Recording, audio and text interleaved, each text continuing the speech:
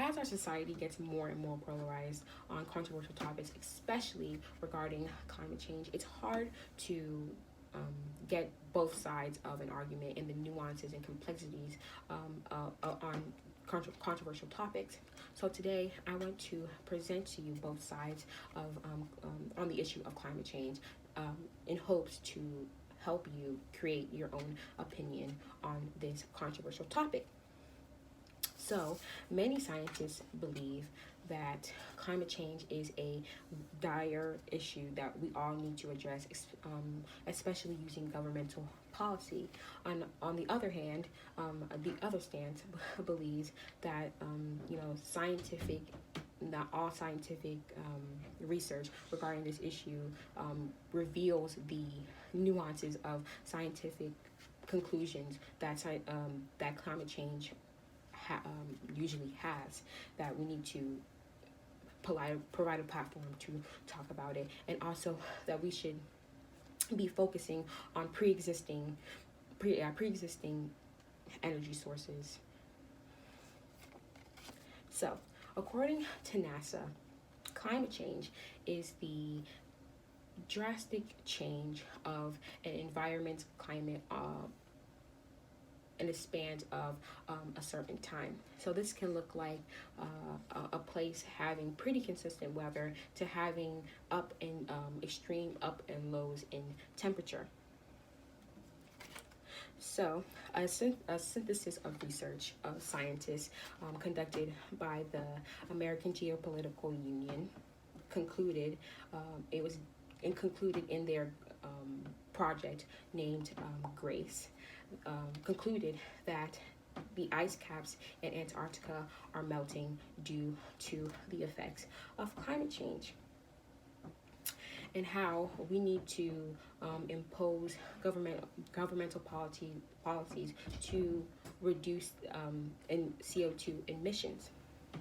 In another research article conducted by PEW concluded that 67 in their survey that 67% of Americans believe that the government is not doing enough to combat the effects of climate change. So,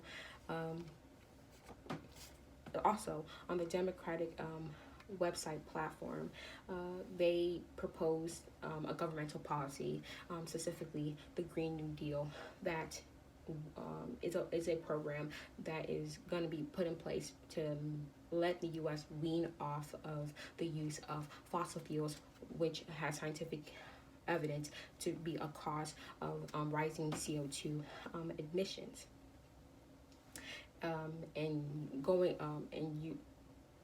making America use more sustainable energies like wind and solar. And this stance weighs heavily on the fact of individualism and how we as a person, as an individual, contribute to the topic, to the issue of climate change. For example, the PETA is a notable organization that promotes veganism, because there is scientific research that shows that a vegan diet has drastically uses less CO2 than people that eat a meat-based diet. And another organization, the Natural Resources Defense Council, has another article promoting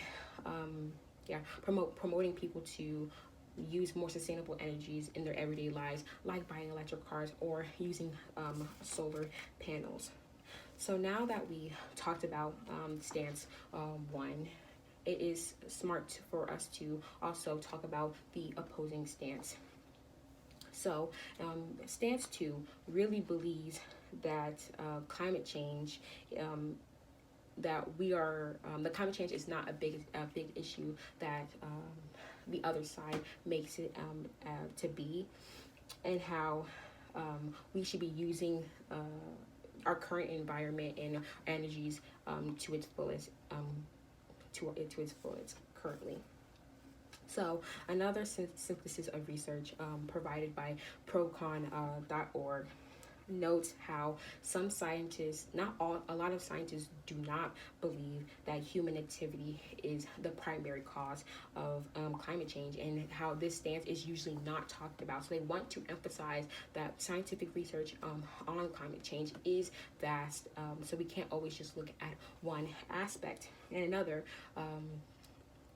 the GOP platform also regarding governmental policies on the environment believe that we should focus on pre-existing energies like fossil fuels, and also the workers, current environmental jobs such as farmers, ranchers, people who work in the oil and gas industries. We should be allocating funds and focusing on, preserving these pre-existing jobs, and they also fear the Green New Deal because they believe that it can eradicate these pre-existing environmental jobs. And also, when it comes to the topic of individualism, they don't believe in guilt tripping people to drastically change their lifestyles in the name of preserving the environment, or just to combat climate change. So, after hearing stance 2, there's another stance which I will call the middle ground stance, where they believe the inevitability of climate change, that both can mirror stance 1 and stance 2. So they believe one of these people in this middle stance believe that climate change is a real thing, but it's they don't believe there's something humanly possible for us to combat this issue. So this is also further explained by procon.org, where they said that the Earth's climate has, in a span of 3,000 years, has been shown to increase and decrease. So this is, showing how that CO2 might not be the CO2 and human involvement might not be the primary reason why the Earth climate is changing, if it was already changing on its own. Another study conducted by SINA, a science research center, revealed that CO2 might also not be another reason, or a reason that the climate is changing. There can be, other things as a factors to climate changing, or it was already inevitable that the Earth's climate or temperature is bound to be to fluctuate. And there's another, so then the other part of this inevitability stance believes that it can be interpreted as how so that if we don't take a stance on climate change now, that it is inevitable that our climate will be worse. So this is also furthered by an article titled "The Progress of Climate Change is Inevitable." That humans have issues of looking at risks that might be further in the future, and how we should take a stance on climate change and fix it. Another article, why climate change is inevitable, talks about how we need to protect our possessions because climate change is exacerbating natural disasters all over the world. So we need to protect ourselves against the effects of climate change. And lastly, even NASA has an article titled "Is It Too Late to Combat Climate Change?" where they talk about how it's that it's better for us to take a stance now to change the issue and not letting this issue become worse and worse and worse for generations to come. So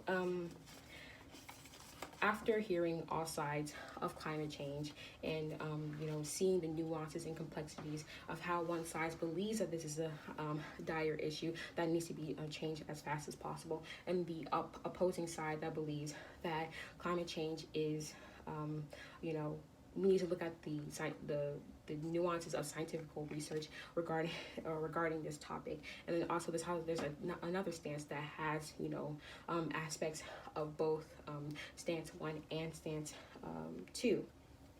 So when using what we learned today, I hope that you have enough information to make your own opinion on this topic. Thank you.